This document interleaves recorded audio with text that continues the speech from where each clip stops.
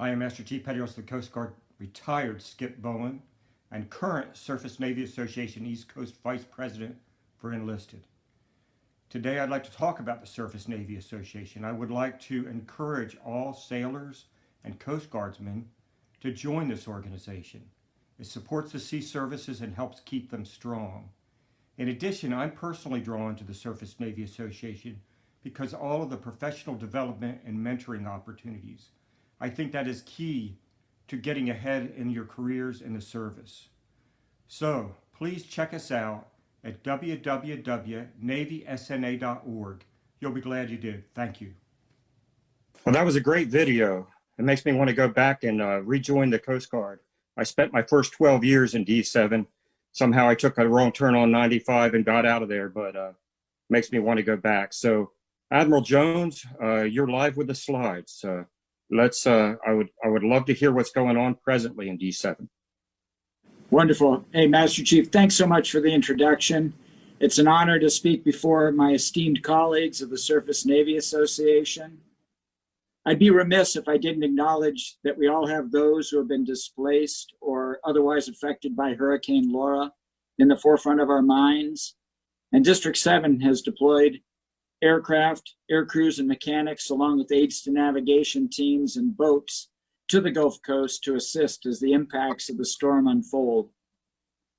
It's nonetheless a privilege to be able to speak with you all today on Coast Guard District 7 operations in the context of battle-ready ships for today's fight, or rather, battle-ready cutters in the case of the Coast Guard. As I hope the video helped to convey, the breadth of responsibilities in District 7 span the Southeast United States and around the Caribbean Basin, comprising almost all mission areas, assets, and capabilities, save for icebreaking. You likely noted in the footage from the ongoing removal of the capsized motor vessel Golden Ray in Brunswick, Georgia, and you perhaps saw the commercial space operations that are going on these days in Cape Canaveral, Florida. We have 2 launches scheduled for tomorrow and another one Saturday, so they are ongoing operations. We weren't able to include images from the critical transit security that Maritime Force Protection Unit Kings Bay provides to the Navy's ballistic missile submarines. And to save time, we also weren't able to fit in the images of over 90 cruise ships offloading more than 250,000 passengers from Florida ports in the opening months of the novel coronavirus pandemic. You may have picked up on images of a drug offload from Coast Guard cutter Hamilton back in April. I'm here to tell you that I just returned this morning from Port Everglades, where Hamilton is completing another such offload of more than 14 tons of cocaine and marijuana and 28 suspected drug smugglers. Whether employing our highly capable yet aging medium endurance cutters or the modern and technologically advanced fast response and national security cutters, maintaining and employing a battle-ready fleet to answer all threats represents one of my, if not the top priority, our crews execute. I have a special affinity for our surface forces, the battle-ready cutters, who day in and day out answer the call, interdicting drug traffickers and bringing them to the U.S. for prosecution, intercepting human smugglers who profit from the desperation and dreams of those who seek a better life in the United States, searching and assisting those in peril or lost at sea, and responding to disasters, both natural and man-made, both here in the United States and abroad. But what does it mean to have battle-ready cutters for today's fight in District 7? Certainly a relevant theme in this unprecedented novel coronavirus pandemic environment, to which I'll speak more in a moment. To begin, battle-ready cutters are more than ships. They're the right team, the right training, the right partnerships, the right authorities, the right technology, frankly, the right force package. Battle-ready cutters are greater than the sum of their parts. The Coast Guard, empowered through a robust blend of authorities, embodies this right balance and possesses the agility essential to meeting both national security and regional demands across the full spectrum of military operations, law enforcement, environmental response, and humanitarian assistance. As commanding officer of Coast Guard Bark Eagle, but now the operational commander of the largest fleet of fast response cutters in the Coast Guard, I have seen both the old and the new and value each. I herald the service's commitment to recapitalizing the fleet. While the nostalgia and unmatched lore of Eagle instills an unparalleled sense of the sea in countless officers, cadets, officer candidates, and enlisted members who have sailed upon her decks, and yeah, that's sail, I said, the technological capabilities of our fast response and national security cutters, and soon the offshore patrol cutters, the OPCs, has altered the battle space, allowing us to meet the threat downrange and change our paradigms from responsive to targeted. Recognizing this symposium has brought together surface warfare officers and cuttermen alike who operate throughout the world executing a variety of missions, I wanted to provide a sampling of the operations and challenges affecting the 1.8 million square mile District 7 area responsibility that spans, as the Master Chief mentioned, from South Carolina to the coast of South America.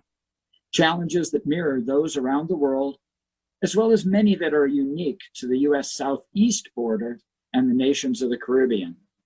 The subset of District 7 missions I'll speak to today include the ongoing counter-drug mission, including U.S. Southern Command's enhanced counter-narcotics operations, current human smuggling and migration threats in the Florida Straits, the Windward Pass between Haiti and Cuba, and the Mona Pass between the Dominican Republic and Puerto Rico. I'll also speak to living marine resources and illegal, unreported, and unregulated, or IUU fishing. And finally, contingency response to include the safeguarding of the maritime transportation system and our economic security. As Jennifer shifts to my next slide, D7's counter-drug operations, aligned with Southcom's enhanced counter-narcotics operations, have enjoyed an infusion of additional Coast Guard and Navy assets over the past 5 months. Southcom's enhanced presence, incorporating 17 Coast Guard cutters and 7 Navy ships with embarked Coast Guard law enforcement detachments, as well as 4 allied ships in the Caribbean region, continues to support ongoing whole-of-government and internationally supported operations, reducing the availability of illicit drugs and saving countless lives in the United States and throughout the region. The intent is to stymie the flow of illicit drugs, degrade transnational criminal organizations, and increase interoperability with our interagency partners and partner nations. These operations directly support the National Drug Control Strategy. Since the inception of the enhanced counter-narcotics operations on April 1st, the Coast Guard and Navy battle-ready fleet operating in the Caribbean has interdicted 14 suspected smuggling vessels, seizing 6,200 kilograms of cocaine and 7,900 pounds of marijuana, and detaining 47 suspected narco-traffickers. In addition, this fleet has disrupted an additional 10,400 kilograms of cocaine and 6,400 pounds of marijuana. All told, interdiction of these drugs have placed a $600 million dent in drug traffickers' profits. While we often speak about counter-narcotic missions in terms of the number of kilograms seized, the street value of these seizures, and the number of persons brought to prosecution to continue our cycle of success, our drug enforcement mission is really about saving lives, both here in the US and throughout the Caribbean and Central and South America. Every kilogram of cocaine we interdict may represent one less overdose, one less opportunity for gang violence, or one less crime committed. Intercepting these drugs in bulk quantities and high purity as they leave the source zones and before they reach their destinations in Mexico, Central America, and the Greater Antilles reduces the potential for violence and instability that directly stems from the illicit trafficking. Our ability to be effective at this mission requires battle-ready ships to maintain the tactical advantage over the drug cartels. Our newer battle-ready cutters, especially our national security cutters, are able to press the offensive against the cartels through their expansive capabilities. I'm sure it's no surprise to this audience that maintaining battle-ready cutters in a global pandemic environment has proven challenging, to say the least. While the COVID-19 outbreak on the USS Theodore Roosevelt made headlines, the Coast Guard has not been immune to the effects of this disease. All of us who have served aboard cutters and ships in our careers know quite well the tight confines in which sailors live and work on a daily basis. I'm sure many of us have experienced the spread of a cruise crud throughout the crew when on deployment. So no one should have been surprised when cases of COVID-19 began to appear on our cutters.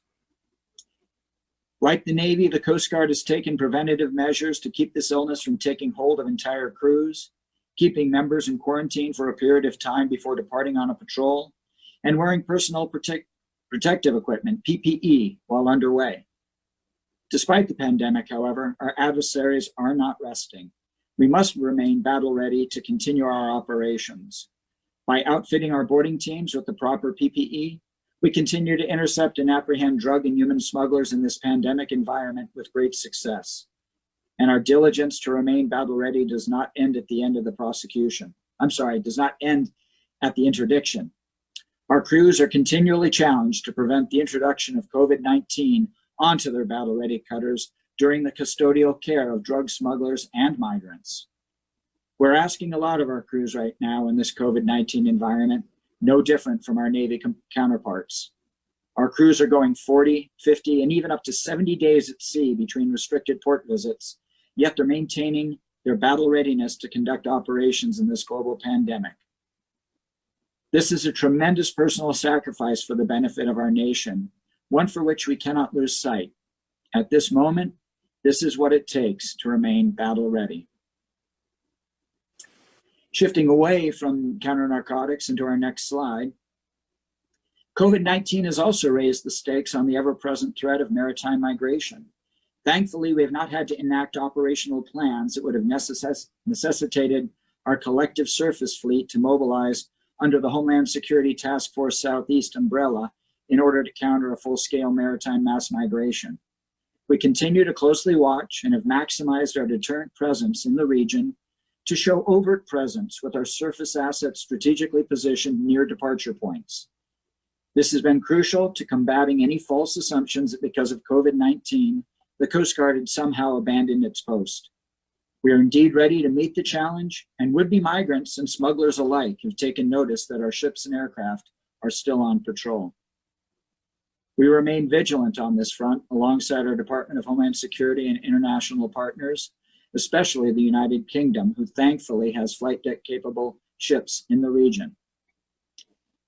Although our deterrence efforts have been effective, this response has certainly challenged our traditional thinking with respect to how to best deploy and manage our surface assets within the normal migrant operation coordination mechanisms. Since March, and just in the Windward Passage, our DHS and foreign partner efforts, enabled by combined intelligence, surveillance, and reconnaissance, helped to interdict over 1,500 migrants at sea and turn around dozens of other northbound voyages with unknown numbers of migrants. Across the extensive U.S. maritime southeast border, we've interdicted another 116 migrants just off our coast in the Florida Straits, and over 500 migrants in the Mona Passage bound for Puerto Rico during the same time frame. It's important to note that we were able to organize this enhanced posture while we figured out COVID-19 related PPE requirements, reevaluated the saturation limits for holding migrants, established new norms for country clearance, and navigated new restrictions of movement mandates for our partner nations and allied partners. Turning to something a little more long-term, Jennifer, pull up the next slide. Similarly, during this period, we cannot forgo our responsibility to ensure the long-term sustainability of our commercial and sport fisheries and safeguard protein stocks in the southeastern United States, which supply both food and work. To that end, we continue to employ our surface assets to enforce commercial and recreational fishing regulations, as well as protect against foreign fishing incursions into our exclusive economic zone. During the pandemic, District 7 battle-ready cutters and boats still managed to conduct over 1,700 living marine resource boardings since the beginning of the fiscal year, issuing dozens of violations. These enforcement and deterrence efforts were critical to curtailing negligent catch and outright exploitation of our natural resources, including endangered and threatened species and habitats, during a time when perhaps no one thought we were watching. While COVID-19 makes these activities more complex, these deliberate patrols help to deter illegal, unreported, and unregulated IUU fishing in the Western Hemisphere. The potential for IUU fishing to impact the Caribbean Basin and the cascading effects it would have on the South Atlantic Fisheries Management Council, the Gulf Fisheries Management Council, and the Caribbean Fisheries Management Councils in the region cannot be overlooked as a security, economic, and environmental threat. The Coast Guard anticipates an increase in demand for resources and operational expertise to counter the IUU fishing threat in support of broader U.S. strategic initiatives. Just as we must be battle ready for this threat in faraway Oceania, we cannot afford to ignore its presence in our own backyard or in the waters of our 22 island nation neighbors. And recently I've been approached by both Jamaica and the Bahamas on this front. Going to our next to last slide. And as we think about Laura, since we're well into hurricane season and have already sortied our assets for storm avoidance multiple times this year, we in District 7 know that our cutters must be ready to respond to natural disasters and to assist the United States public and international neighbors in time of need. A prime example is the Coast Guard's response last year to Hurricane Dorian. As you may remember, Dorian struck as the strongest Category 5 hurricane on record to make landfall in the Commonwealth of the Bahamas. The catastrophic winds topping 185 miles per hour, it wrought a staggering path of destruction and devastated multiple islands throughout the Bahamas, eventually continuing up the mid-Atlantic coast of the United States. More than 900 Coast Guardsmen, 9 cutters, and 32 Coast Guard aircraft mobilized to deliver desperately needed aid. This resulted in 198 sorties to answer 1,388 search and rescue calls, ultimately saving or assisting the lives of over 450 people. Our cutters and aircraft also successfully delivered 34,000 pounds of life-sustaining humanitarian relief, completed 30 critical shore-based reconnaissance and port evaluations, and liaised with the City of Miami fire rescue paramedics to deploy aboard fast response cutters for acute medical care to Bahamian citizens on Grand Bahama and the Abaco Islands. Moreover, with the permission of the Bahamas, we employed cutter-based short-range unmanned aerial systems to supplement damage assessments and rapidly provide high-resolution imagery to the Bahamas National Emergency Management Agency and Royal Bahamas Defense Force to triage response and recovery efforts. We deployed with our sister Department of Defense Services, Customs and Border Protection, the Drug Enforcement Administration, and the state of Florida to ensure search and rescue tasking procedures were in place for effective operations and supported national objectives on behalf of USAID and American Embassy Nassau. The agility of our battle-ready cutters was never more evident than during that period. Not only have we responded to search and rescue and humanitarian assistance during Dorian and other storms, but we continue to facilitate global shipping and maritime commerce under our marine safety mission, again, from Puerto Rico and the U.S. Virgin Islands all the way up to Charleston, South Carolina. Our aids to navigation, or ATON cutters, the black-hulled workhorses of the fleet, always have the Herculean task of ensuring our nation's constellations of buoys, dayboards, and ranges, the streetlights and stop signs of our waterways, remains on station to indicate safe passage to and from our ports. With each storm that passes, such as Isaias this year, these cutters and teams must verify 4,300 fixed aids and 860 floating aids are watching properly and service the critical aids that are damaged or dislocated to ensure the maritime transportation system quickly recovers and that essential commodities such as fuel and food arrive to intermodal hubs for transportation throughout the United States. In this way, our battle-ready ATON fleet supports the economic security of our nation. And going back to our first slide, looking at the District 7 AOR, I hope this sampling of some of the missions being conducted by battle-ready cutters in District 7 and across the Coast Guard has been informative. Thank you once again for the immense privilege to speak to the great professionals within the Surface Navy Association and to provide my perspective on the theme of battle-ready ships for today's fight. It's certainly a topic that resonates with the Coast Guard.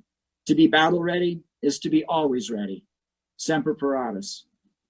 I'm more than happy to answer any questions you may have on District 7 operations, including missions I may not have discussed in this presentation, and welcome a candid dialogue with my fellow cuttermen and surface warfare officers. Thank you.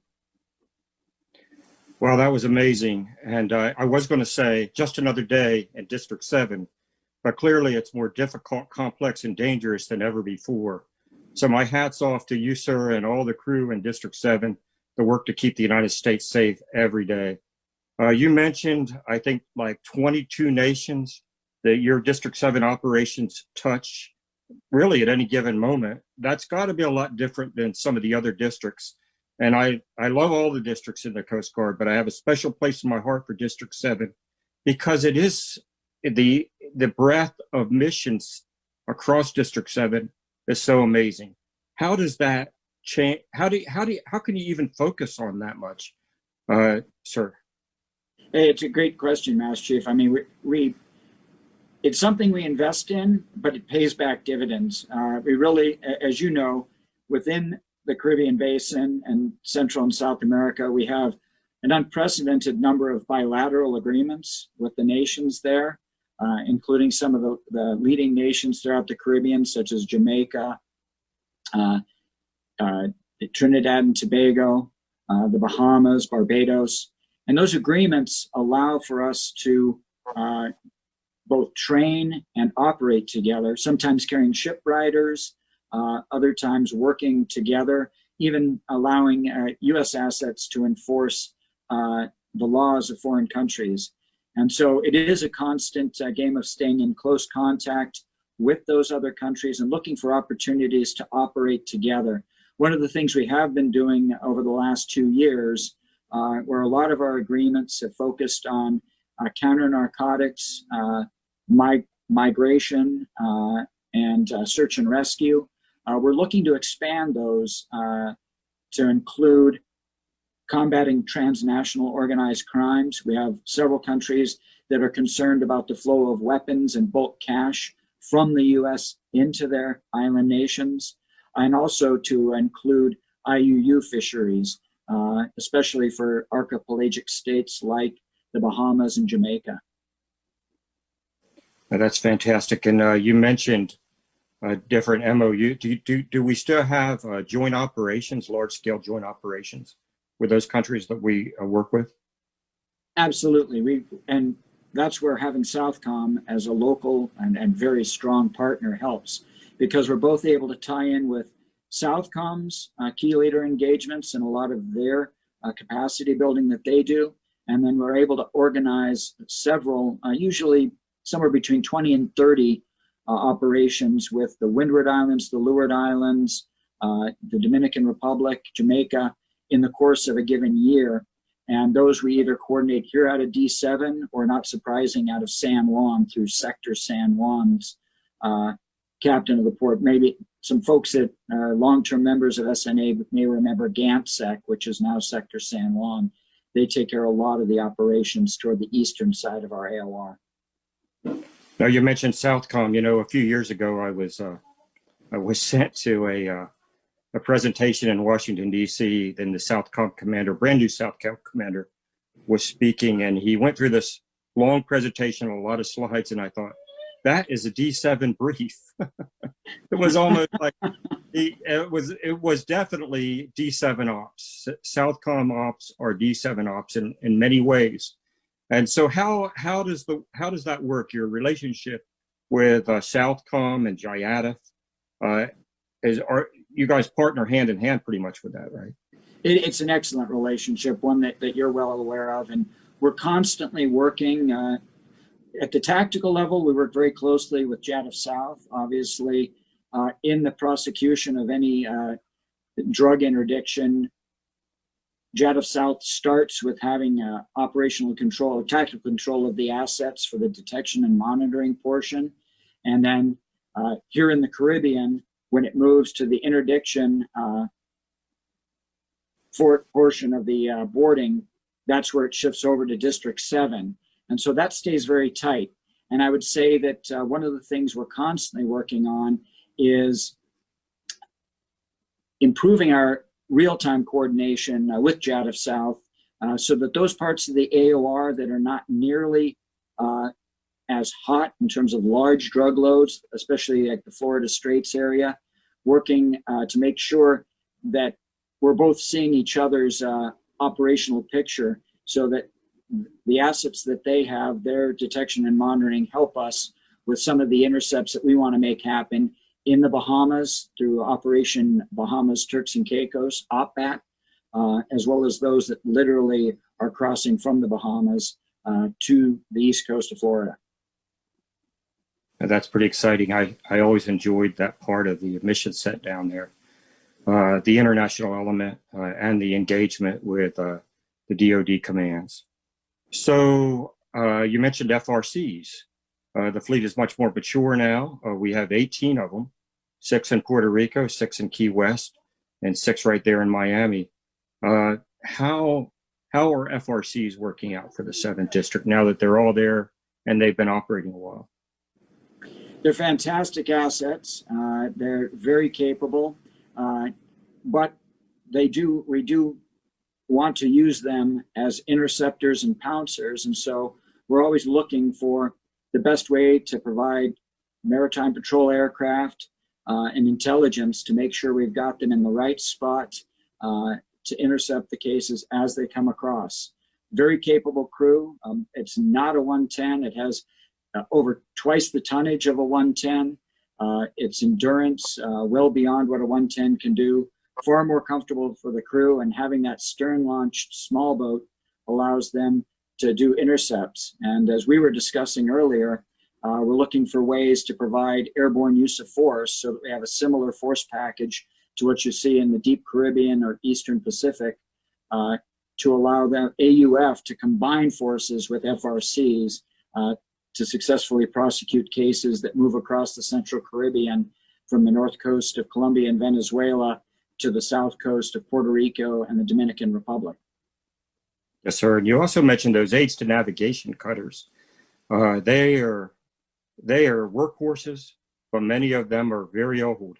When I was like 15 years old, I'm from a commercial fishing background, and I made a mistake. I put a gill net right across the channel there in Fort Pierce, and here comes the cutter hammer going along. And the hammer was old then, and that hammer is still around now.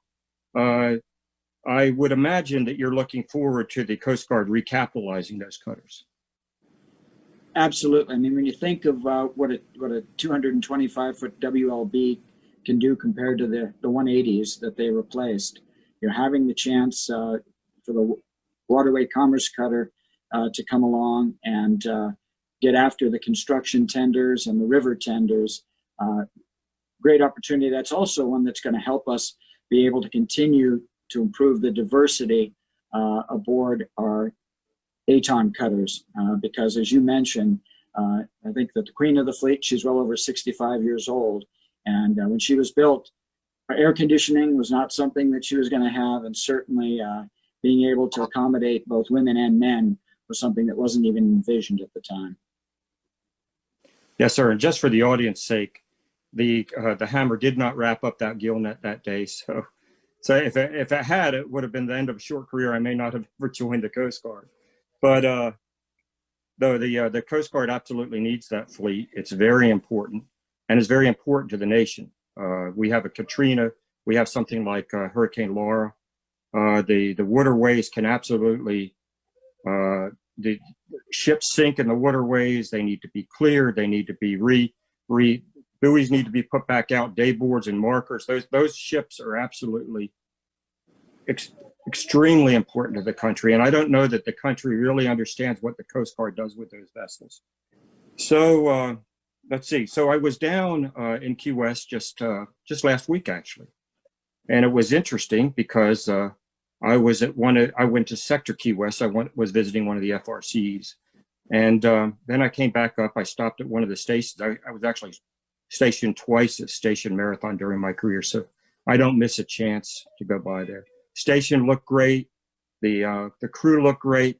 But as the OIC was showing me around, it was really cool because here comes the boat crew in, and they have a huge duffel bag full of marijuana that they seized, and I took a few pictures. I didn't put it on because I noticed that the station didn't put it on Facebook, so I'm not sure why they didn't. But I didn't put it on Facebook either. But I thought, wow, I almost wanted to put some pictures of 1980 and 2020 and say, I guess life doesn't change that much.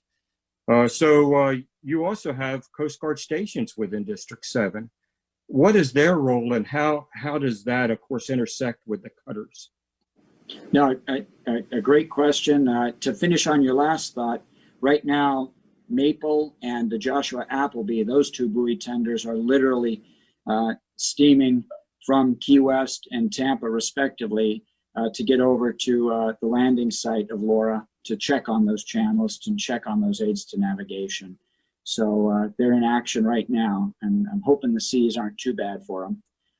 But to your question, for the stations in District 7, life is a different game. We still have to keep those crews trained to a higher level of pursuit, coxswain, with the surface-based use of force because of the drugs that still come across and seek to be smuggled, whether they come out of Jamaica, whether they come out of the Bahamas.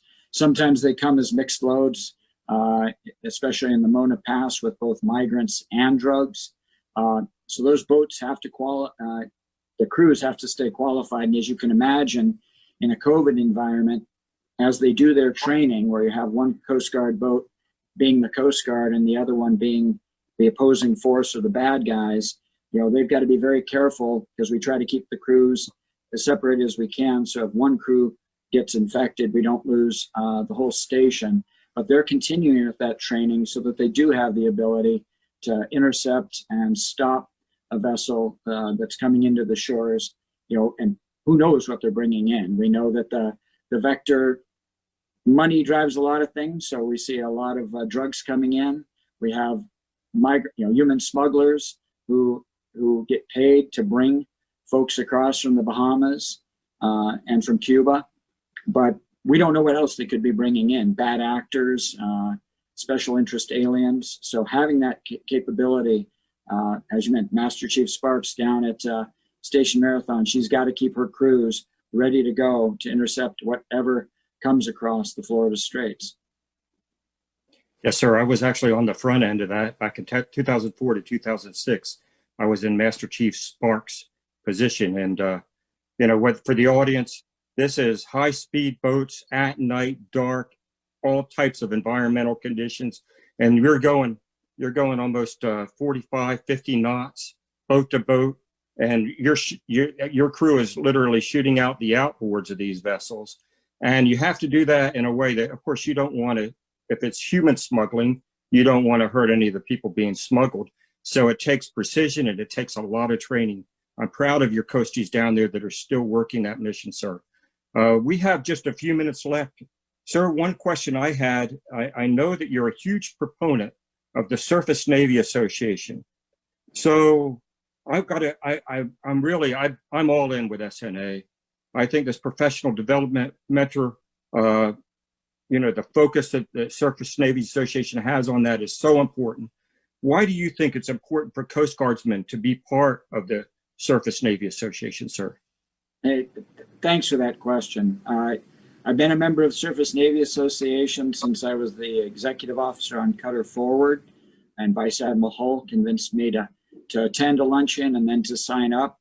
And I was also a member of the Coast Guard Cuttermen Association. And when those two organizations came together, it really does provide a synergy. And I'm a lifetime member of SNA, and I encourage anyone who's calling being a cutterman or a surface warfare officer to consider that, because this is a great cohort that you gain from throughout your career, but then you can contribute back to post-career and in retirement. But as we've seen from mishaps here and there, both of our services, the Navy and the Coast Guard, conduct our missions, warfighting, law enforcement, the gamut, based on a solid rock foundation of being professional mariners. And we can never do enough to keep those skills up, our competencies there. And there's always something to learn, because we know the ocean will not suffer ignorance lightly. It will happily take advantage of a fool. So having a group like this, and for the Coast Guard, the challenge is Cuttermen typically, as their careers go on, there's more and more time between your sea tours, and staying connected with an organization like SNA, attending the symposia and the other educational opportunities are ways to not lose too much of an edge between those sea tours. Yes, sir. You mentioned Admiral Hall. What a great leader.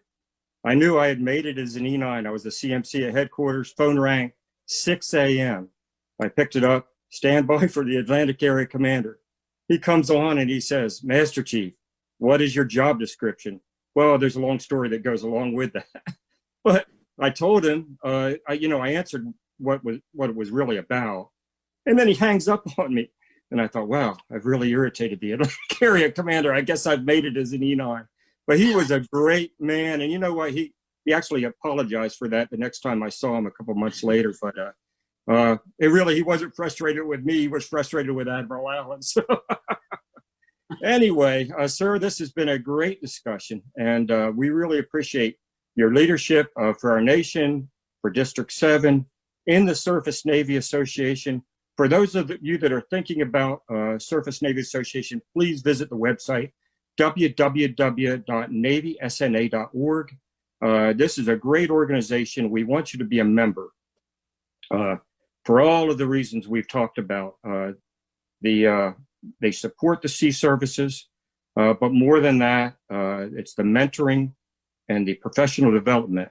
And in fact, the Surface Navy E4 to E6, there is an enlisted grant program that you'll want to check out that a lot of people are using to help with their captain's license requirements. Costs a lot of money. Young people, petty officers can't afford it, but you want that captain's license. Check it out, because all you have to do is be a member of SNA. And I mean, the pot isn't bottomless, but if there's money there and you qualify, you can get that grant. So I think that our time is about up. Thank you, sir. And we will be talking to you. I'm right here in Fort Pierce. Want to get down there to Miami. I'll see you down there soon. Stop by anytime. And as you just reminded me, another great reason to be part of SNA. It's a great chance to catch up with shipmates and colleagues. And so great to see you, Master Chief. And for the folks out there, thanks for taking a little bit of time to learn about District 7 and what we've got going on here in the Florida Straits and the Caribbean. Thank you, sir.